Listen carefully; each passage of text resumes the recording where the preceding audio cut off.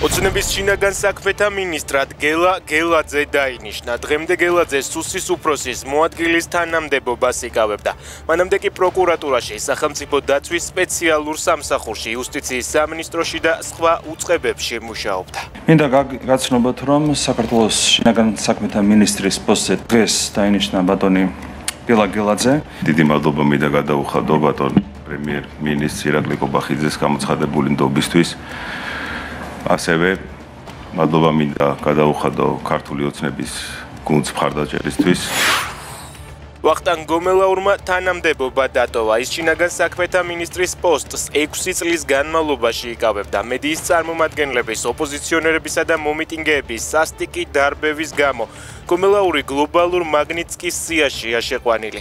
ყოფილი ძალოვანი მინისტრი სანქცირებულია დიდი ბრიტანეთისა და სხვა ევროპული ქვეყნების მიერაც.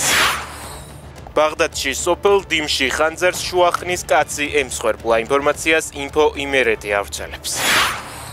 უბედური შემთხვევა ქობულეთის ერთ-ერთ საწარმოში მძიმე ტექნიკა დაგორდა და 55 წლის კაცი მოიყო.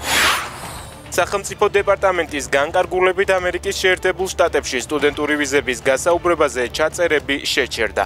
მიზეზად აპლიკანტების სოციალურ მედიაში შემოწმების გაფართოვება სახელდება.